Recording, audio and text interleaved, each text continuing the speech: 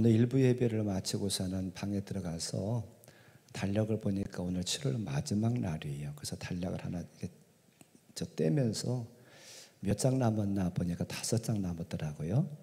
그래서 올해도 시작한 지 얼마 안 된 것 같은데 7개월이 지나고 이제 5개월 남았어요.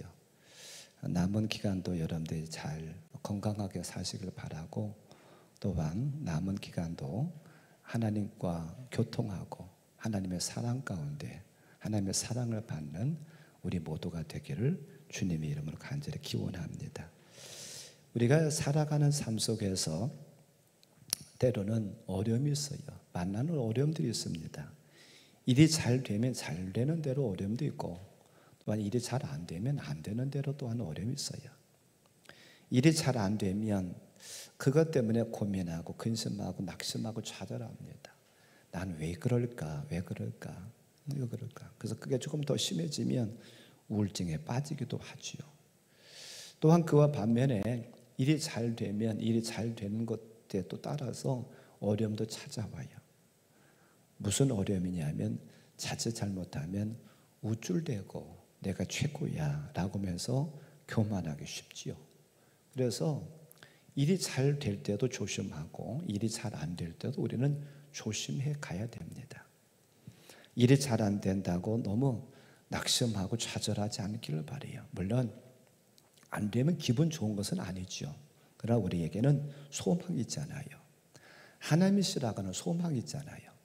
우리가 제가 지금 요나를 한 5주간에 걸쳐서 지금 말씀을 드리고 있습니다만, 우리는 요나의 삶을 통해서 물고기 뱃속에 들어갔었던 그 시절도 생각해 보았잖아요. 그때 그는 물고기 뱃속에서 간절히 하나님 앞에 부르짖었습니다. 또한 우리는 이 요나를 보기 전에 이스라엘 백성들이 애굽에서 나와서 가나안까지 들어가는 신앙 여정을 살펴보았어요. 그러면서 제가 광야에 대해서 몇 시간에 걸쳐서 말씀을 드렸습니다. 어찌 보면 우리 인생이 광야 같을 때가 있어요. 그래도 이스라엘 백성들에게 광야 40년을 살아가면서 그들에게 소망이 있었던 것은 무엇이에요? 그 광야에도 하나님이 계셨다는 거죠. 하나님이 계시면서 하나님께서 그들의 길 안내자가 되주셨어요. 불기둥과 구름기둥으로 그들의 길 안내자가 되주셔서 그 광야를 무사히 건너게 하셨잖아요. 빠져나오게 하셨잖아요. 그처럼 우리가 살아가는 삶 속에서 일이 좀 안 되고 환난이 찾아온다 할지라도 낙심하지 않을 것은 하나님께서 우리와 함께 하신다는 것, 우리의 소망 되신 하나님께서 우리에게 계시다 하는 것, 그것 때문에 우리는 낙심하지 않을 수 있어요. 또 일이 잘 되면 자칫 잘못하면 우리는 우쭐대고 교만하기 쉽습니다. 그런데 이것은 우리가 경계해야 될 일이에요. 우리가 조심해야 될 일이에요. 우리가 잘 아는 것처럼 교만은 하나님께도 결단코 기뻐하시지 않아요.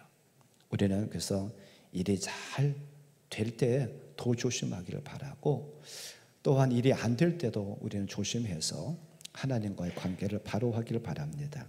오늘 저는 말씀의 제목을 일편단심이다라고 정해봤어요. 일편단심은 여기 한 분 저보다 훨씬 잘 아시는 분도 계셔서 제가 일편단심 얘기하면 번데기 앞에서 주름 잡는 가서 좀 그렇습니다만, 원래 이 일편단심이라고 하는 단어의 이 사자성의 뜻은 한 조각의 붉은 마음이다, 그런 뜻을 가지고 있어요. 한 일에다가 조각편, 붉을 단에다가 마음 심자를 씁니다. 그래서 한 조각의 붉은 마음. 그런데 우리가 보통 이것을 어떻게 쓰느냐 하면 변치 않는 마음, 진심에서 우러나오는 변치 않는 마음을 가리킬 때에 일편단심이다라고 합니다. 우리의 신앙이, 저와 여러분의 신앙이 일편단심이 신앙이 됐으면 좋겠어요.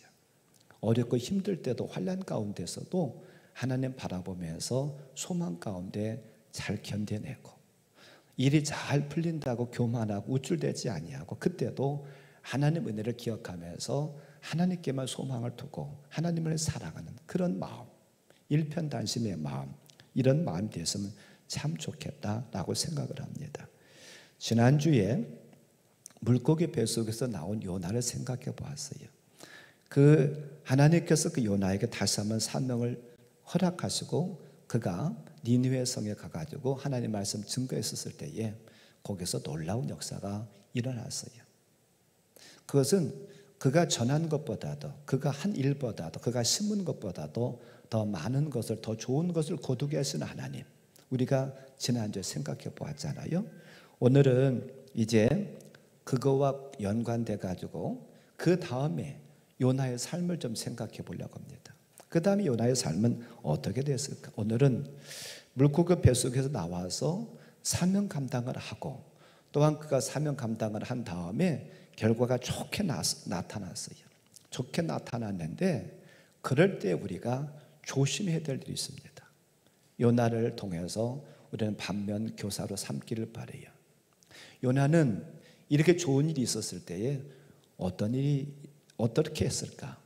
참 요나를 통해서 우리가 고을 삼을 일이 있습니다. 우리는 조심해야 되는데 무엇을 조심해야 될 것인가? 두 가지만 말씀드리려고 하는데, 첫째로는 하나님 은혜 잊지 말고 사명 잊지 말아야 된다는 것. 니느웨 성 사람들이 회개함으로 하나님께서 그 뜻을 돌이키셔서 그들에게 내리려고 했었던 재앙을 내리지 않으시고 그들을 구원하셨어요.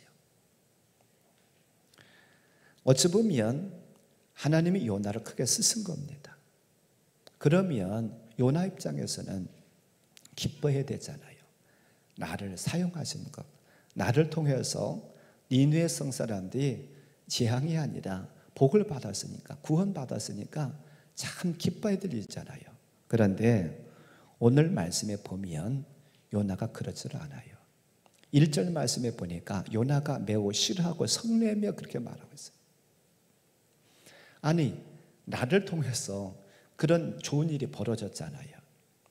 니느웨 성 사람들이 한 12만여 명의 사람들이 왕부터 시작해서 백성에 이르기까지, 사람들뿐만 아니라 짐승에까지 다 금식하면서 하나님 앞에 간절히 기도했더니 하나님께서 그들의 회개를 보시고 하나님의 뜻을 돌이키셔서 재앙을 내리지 않고 구원하셨잖아요. 그러면 얼마나 기쁘고 박수칠 일이에요. 그런데 요나는 싫어하고 있습니다. 하나님 앞에 성내고 있어요. 왜요?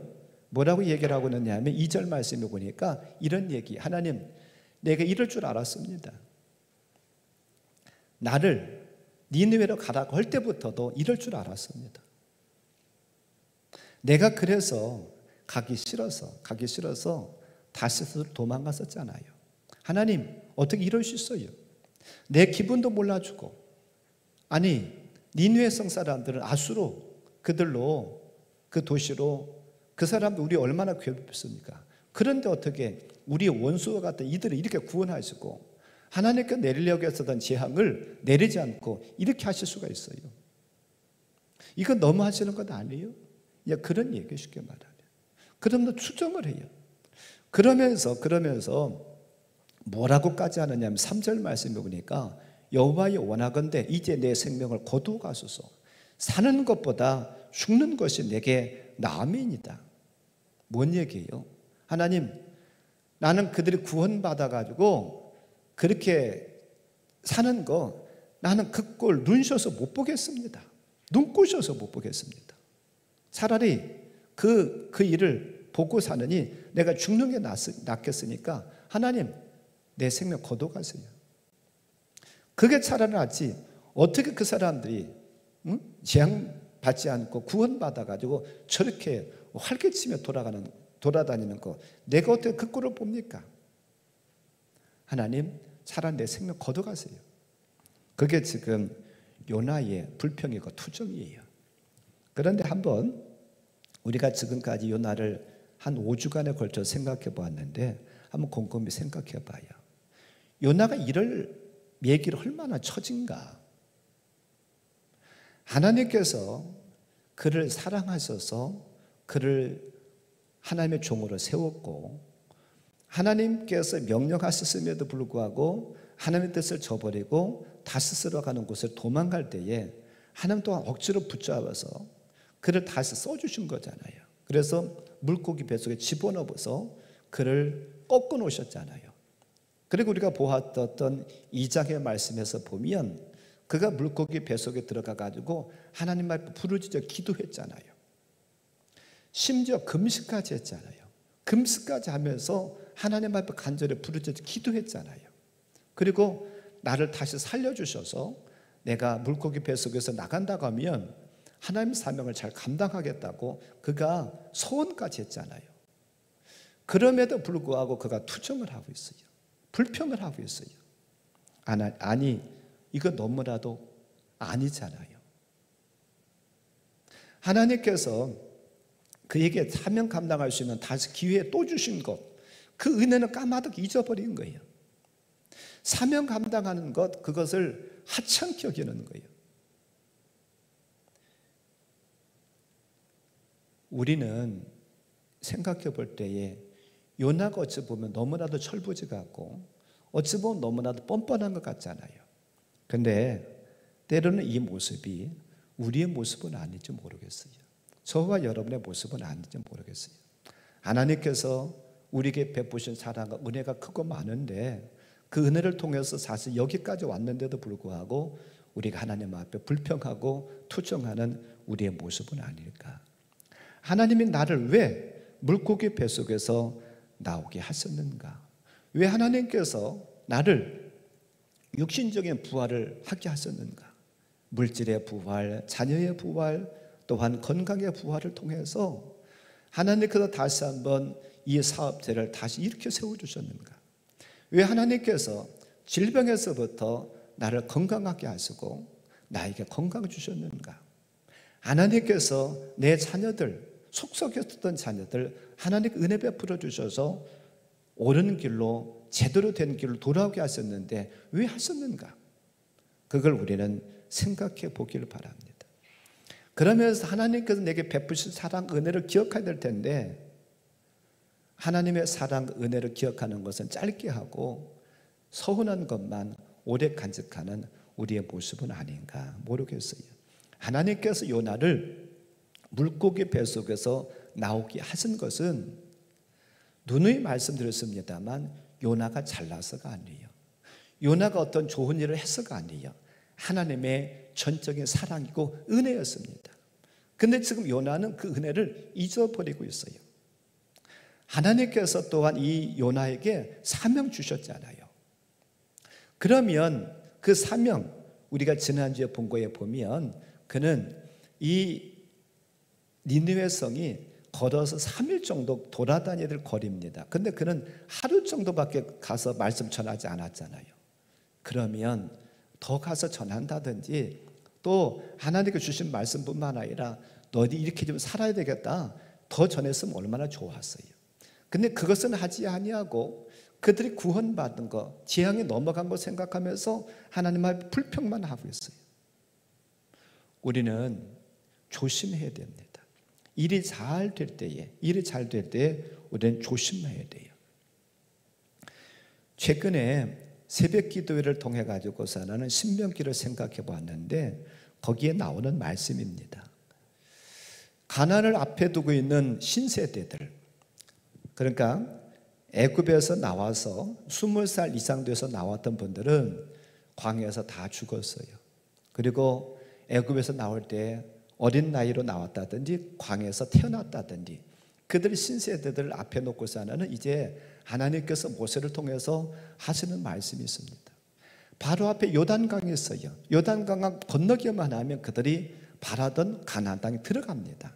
그들에게 하나님께서 주시는 말씀이 무엇이냐면 신명기 8장 11절부터 18절의 말씀에 보면 이런 말씀을 주셔요. 한번 이 말씀을 같이 교독할까요? 내가 오늘 내게 명하는 여호와의 명령과 법도와 규례를 지키지 아니하고 내 하나님 여호와를 잊어버리지 않도록 삼갈지어다. 또 내 소와 양이 번성하며 내 은금이 증식되며 내 소유가 다 풍부하게 될 때에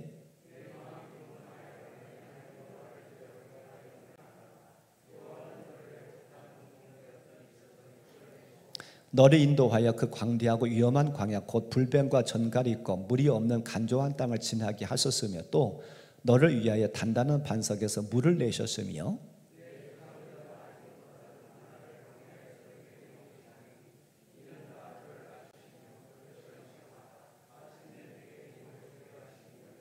그러나 내가 마음에 이르기를 내 능력과 내 손의 힘으로 내가 이 재물을 얻었다 말할 것이라.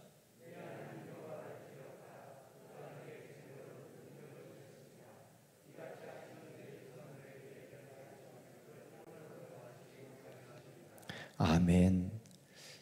자, 이 말씀 무슨 말씀입니까? 한마디로 말하면 하나님 잘 기억하라는 거예요. 하나님 은혜 잘 기억하라는 거예요. 지금 조금 전에 말씀드렸습니다만 요단강 건너기만 하면 가나안 땅에 들어갑니다. 그리고 그들이 그렇게 바라고 원했었던 땅을 차지하는 거예요. 그리고 가서 이제는 그들이 장막 생활을 했었지만, 텐트 생활을 했었지만 그 땅에 들어가서 이제 집을 짓습니다. 그리고 농사를 져요. 그리고 가축을 기릅니다. 그러면 이제 집도 좋고요, 농사도 짓고 가축도 길러가지고 그게 잘 될 거라는 거예요. 그때 조심하라는 거예요. 무엇을 조심하라는 거예요? 하나님 잊어버릴까 조심하라. 한마디로 말씀드리면 배부르고 등 따뜻하면 너희들 하나님 떠날 거라는 거예요. 조심하라. 조심하라. 이 광야 40년 동안 어떻게 먹고 살았는가, 누구의 은혜로, 누구의 덕분으로 먹고 살았는가 너도 기억하라는 거예요. 광야 40년 동안에는 그들은 농사하고 싶어 농사할 수도 없습니다. 어떤 일을 하고 싶은 일을 할 수 없어요. 그래서 하나님께서 말씀에 보니까 만나도 주셨고 먹을 물도 주셨고 하나님께서 모든 걸 다 해결해 주셨다는 거죠. 그런데 이제 가나안 땅에 들어가면 그들의 손으로 농사합니다. 가축을 기릅니다. 그들의 집으로, 그들의 손으로 집을 줘요. 그러면 하나님 잊어버릴까 조심하라는 거예요. 그러면서 뭐라고 말씀하십니까? 17절에 보니까 내가 마음에 이르기를 내 능력과 내 손의 힘으로 내가 이 재물을 얻었다 말할 것이라. 내가 내 손으로 집을 졌어. 내가 농사 졌어. 내가 가축들을 길렀어. 내가 했다고 할 거라는 거예요.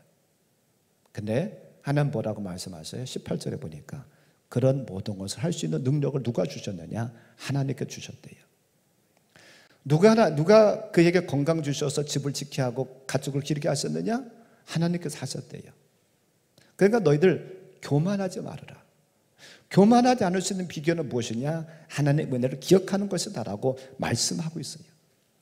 그러면서 하나님께서 덧붙여서 뭐라고 말씀하시면 신명기 9장 5절에 보면 너희들 정직하고 너희들 공의로워서 이거 준 것도 아니라는 거예요. 거기 말씀해 보니까 내가 가서 그 땅을 차지하면 내가 내 공의로 말미암음도 아니며 내 마음의 정직함으로 말미암음도 아니요 이 민족들이 악함으로 말미암아 내 하나님 여호와께서 그들을 내 앞에서 쫓아내십니다. 여호와께서 이같이 하시면 내 조상 아브라함과 이삭과 야곱에게 하신 맹세를 이루려 하심이니라. 너희들이 잘나고 똑똑하고 너희들 깨끗하고 너희들 거룩해서 이 땅을 차지하게 하는 게 아니라는 거예요. 한마디로 얘기하면 전적인 하나님의 은혜다, 전적인 하나님의 사랑이다 라고 말씀하고 있어요.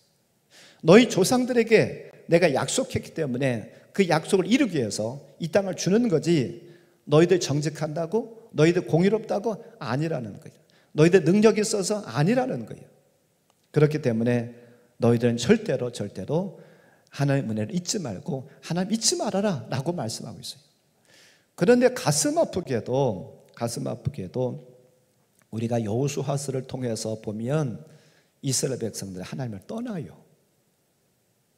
그들이 땅을 나누고 거기에 정착을 하면서 우상을 섬기기 시작합니다. 그게 여호수아서에 잘 나와 있어요. 그리고 그들을 이제 하나님께 진노하십니다. 하나님 말씀 어기고 떠나간 그들을 다시 돌아오게 하려고 하나님께 징벌하세요. 그런데 그 징벌의 방법이 무엇이냐면 이웃 나라를 쳐들어오게 만듭니다. 이웃에서 쳐들어오게 만들어요. 이 나라 저 나라가 쳐들어오게 합니다. 그래서 그들은 쳐들어와 가지고 고통당하고 어려우면 그때 다시 하나님 찾습니다. 하나님 우리가 잘못했어요.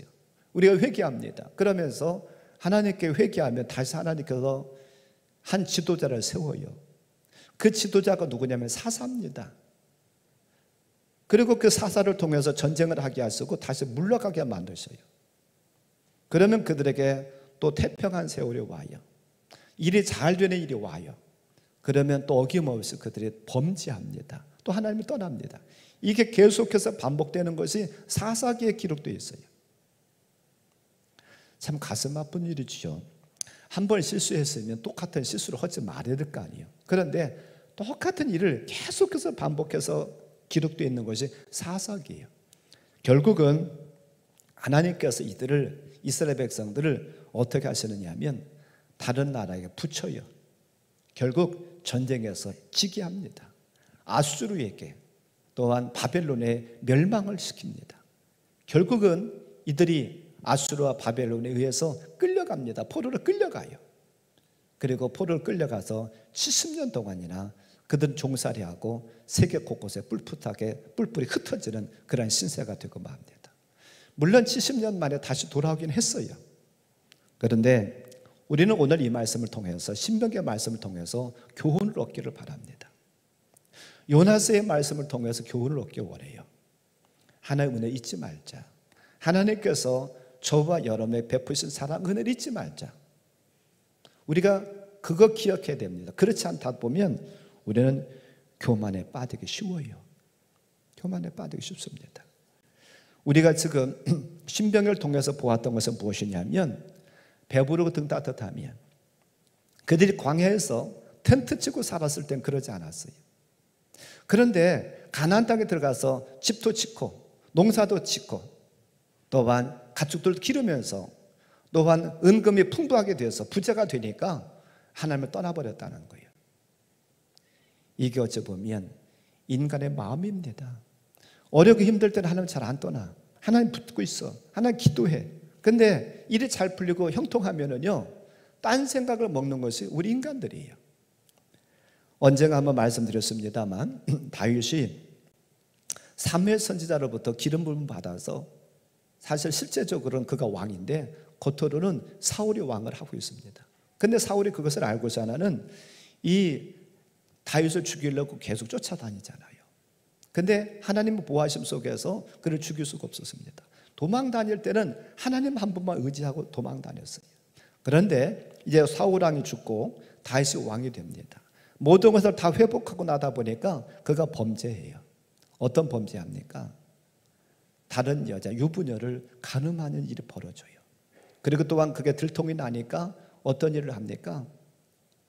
그를 전쟁에서 가장 맹렬한 곳에 보내가지고 그를 죽여요. 어찌 보면 이 다윗이 간음죄를 저질렀고 살인교사죄를 범했습니다. 겉으로 드러난 죄는 이런 죄예요. 간음죄고 살인교사죄입니다. 언제 이런 죄를 저질렀습니까? 그가 도망 다닐 때 이런 죄를 저질렀던 게 아니에요. 나라의 왕으로서 평안하고 떵떵거렸을 때에 그는 이런 죄를 저질렀어요. 그런데 그보다 더 근본적인 죄는 뭔지 아십니까? 교만죄예요. 어떤 교만죄입니까? 제가 얼마 전에 한번 말씀드렸었는데 이스라엘 백성들의 숫자를 셌습니다.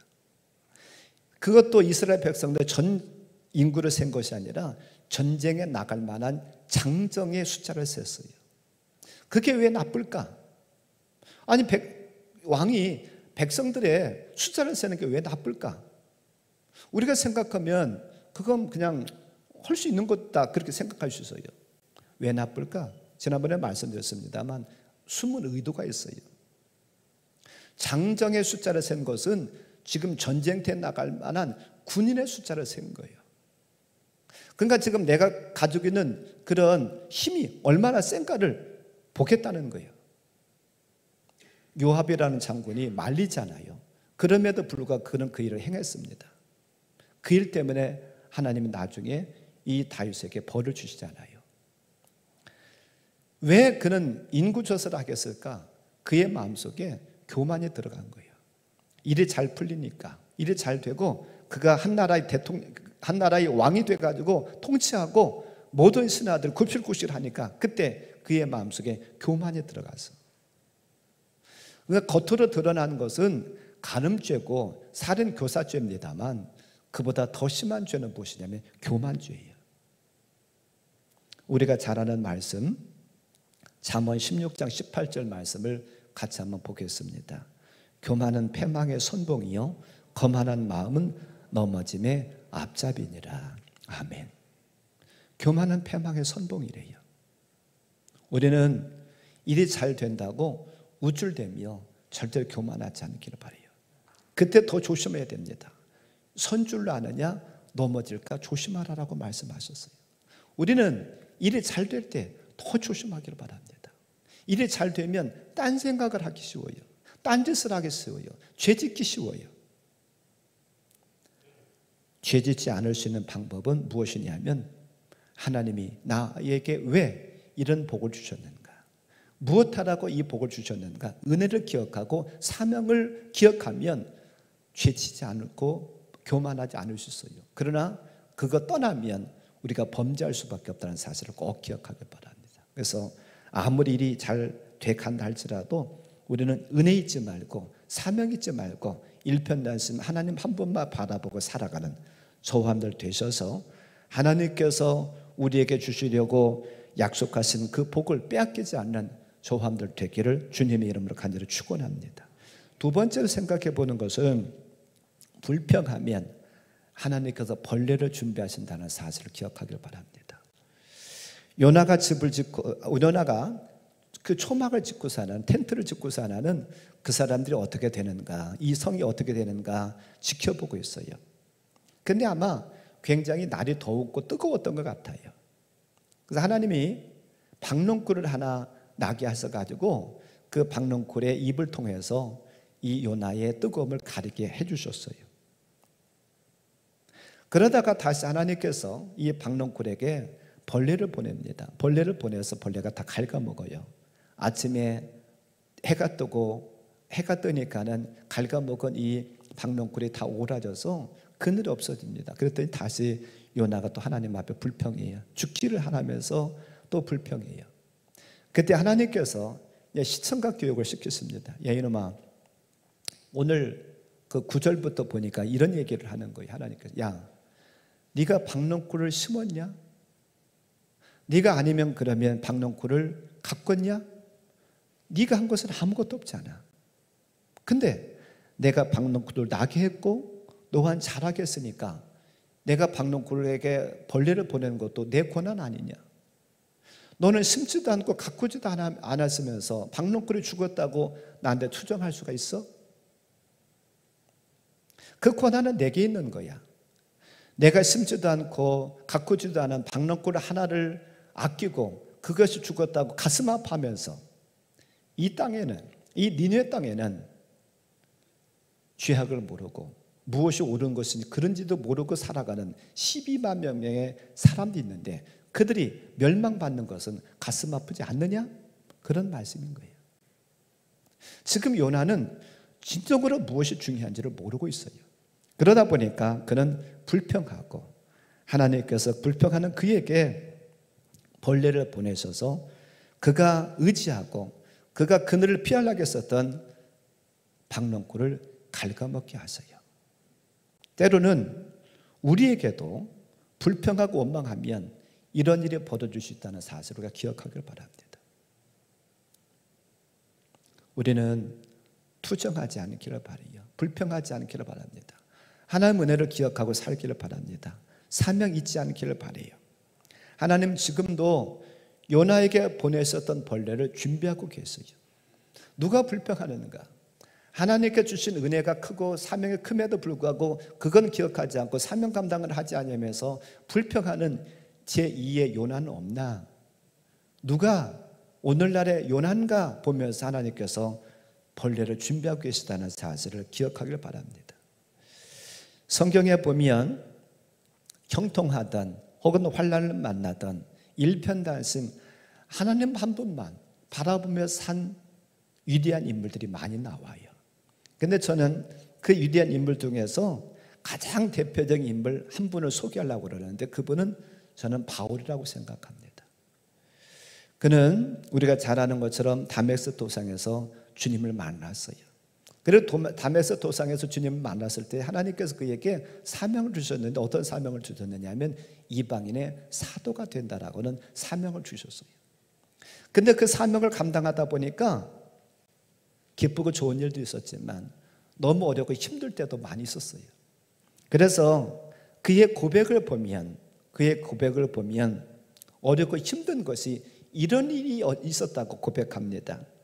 고린도후서 11장 23절에서부터 27절에 보면 그가 당한 고난이 얼마나 컸었던가를 얘기를 하고 있어요.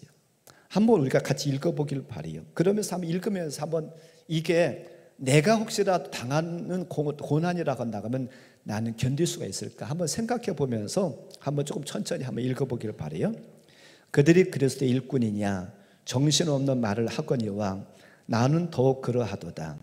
내가 수고를 넘치도록 하고 옥에 갇히기도 더 많이 하고 매도 수없이 맞고 여러 번 죽을 뻔하였으니 유대인들에게 40에서 하나 감한 매를 5번 맞았으며 3번 태장으로 맞고 1번 돌로 맞고 3번 파선하고 1주야를 깊은 바다에서 지냈으며 여러 번 여행하면서 강의 위험과 강도의 위험과 동족의 위험과 이방인의 위험과 시내의 위험과 광야의 위험과 바다의 위험과 거짓 형제 중의 위험을 당하고 또 수고하며 애쓰고 여러 번 자지 못하고 줄이며 목마르고 여러 번 굶고 춥고 헐벗었노라. 아멘.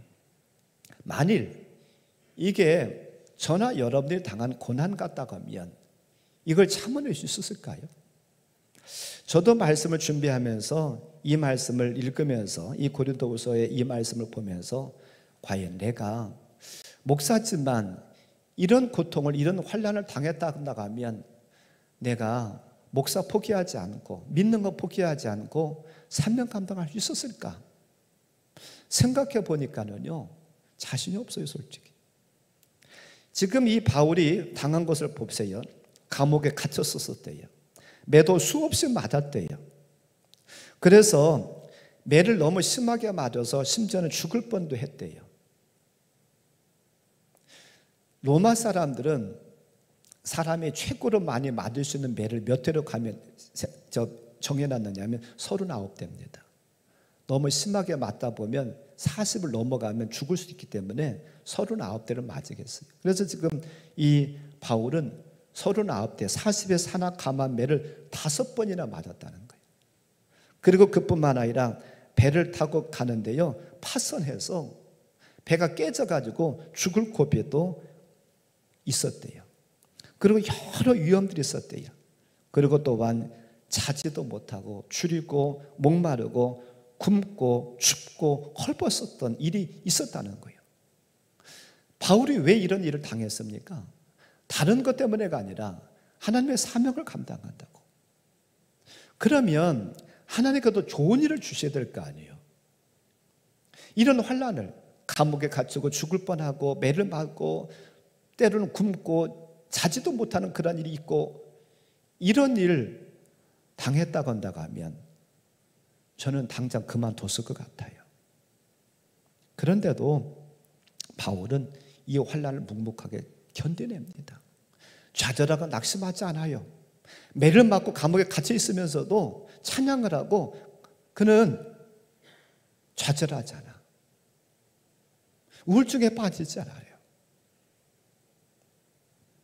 이게 어찌 보면 일편단심의 신앙이 아닌가.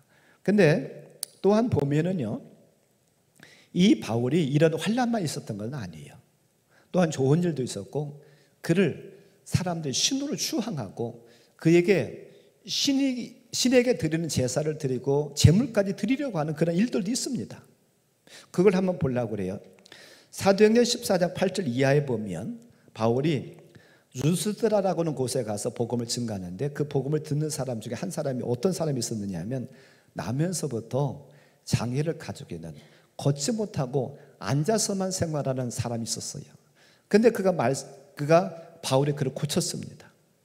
그랬더니 사람들이 바울에게 뭐라고 그러느냐 하면 헤르메스라고는 신으로 추앙을 해요.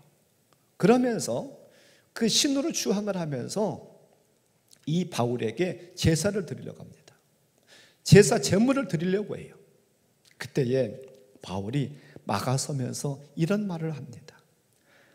사도행전 14장 15절에 보면 이런 말을 해. 이르되 여러분이여 어찌하여 이러한 일을 하느냐. 우리도 여러분과 같은 성정을 가진 사람이라.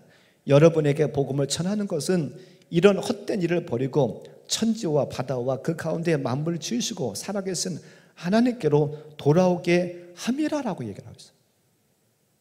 그러면서 18절에는 또한 이렇게 얘기를 합니다. 이렇게 말하여 겨우 무리를 말려 자기들에게 제사를 못하게 하니라. 이 얘기가 뭔 얘기예요? 다른 사람 추앙하고 신으로 섬기려고 그러는데 절대로 여러분 그러지 마세요. 나는 신이 아니라 사람입니다. 나도 당신들과 똑같은 존재에 불과하지 나는 신이 아닙니다. 내게 제사하면 안 됩니다. 그런 얘기를 해요. 근데 여기서뿐만 아니라 사도행 28장에 보면 바울이 죄인의 신분으로서 묶여서 배를 타고서는 로마에 가요. 근데 배를 타고 로마에 가는데 유라굴로라고는 광풍이 몰아쳐가지고 배가 깨지게 됩니다. 그래서 그들이 도착한 곳이 어디냐면 멜리데라고 하는 섬이에요. 멜리데라고 하는 섬에 도착했는데 그 멜리데 섬에 살던 원주민들이 배가 깨진 그 사람들이 이 섬으로 올라오니까 불쌍했던지 추위를 피하기 위해서 불을 피웁니다. 모닥불을 피워요. 근데 그 모닥불을 피우면서 나무를 거기다 갖다가 던졌는데 그 나무에 숨어 있었던 독사가 나와가지고요 바울의 손을 물어버립니다. 이 광경을 보았었던 멜리데 섬 원주민들이 무슨 말을 하느냐 하면 그런 말을 해요. 이 사람이 분명히 살인자다. 이 사람 분명히 살인자다. 그리고 바다에서는 혹시라도 배가 깨어졌어도 구원을 받았을라 구조를 받았을지 모르겠지만 이 사람은 반드시 죽을 거다 라고 생각합니다. 그렇게 얘기를 해요. 그래서 이 바울이 죽을 걸로만 생각했어요. 그런데 바로 죽지를 않아요. 그러다 보니까 이 사람들이 뭐라고 그러냐면 이렇게 얘기를 합니다. 사도행전 28장 5절 6절을 같이 한번 보지요. 바울이 그 짐승을 불에 떨어버림에 조금도 상함이 없더라. 그들은 그가 붙든지 혹은 갑자기 쓰러져 죽을 줄로 기다렸다가 오래 기다려도 그에게 아무 이상이 없음을 보고 돌이켜 생각하여 말하되 그를 신이라 하더라. 아멘. 여기서도 독사가 물었는데 아무 치료도 안 하는 거예요. 그러니까 그 사람들 생각은 독사가 물으면 당연히 사람이 죽어야 돼. 근데 죽지 않은 것을 보니까 그 사람은 신이야 라고 얘기를 하는 거예요. 이처럼 사도 바울 선생님께서 가는 곳곳에서 하나님의 능력을 나타냈습니다. 기적 이적이 나타났어요. 그때에 그를 높이면서 신이라고 하나님으로 섬기고 제사까지 드리려고 추앙을 합니다. 그럼에도 불구하고 바울은 뭐라고 하냐면 나한테 그러면 안 된다는 거예요. 즉 그는 교만하지 않습니다. 그때도 겸손합니다. 그러면서 뭐라고 고백하느냐 하면 고린도전서 15장 10절 이렇게 고백합니다.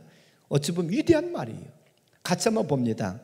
그러나 내가 나된 것은 하나님 은혜로 된 것이니 내게 주신 그의 은혜가 헛되지 아니하여 내가 모든 사도보다 더 많이 수고하였으나 내가 한 것이 아니요 오직 나와 함께 하신 하나님의 은혜로라.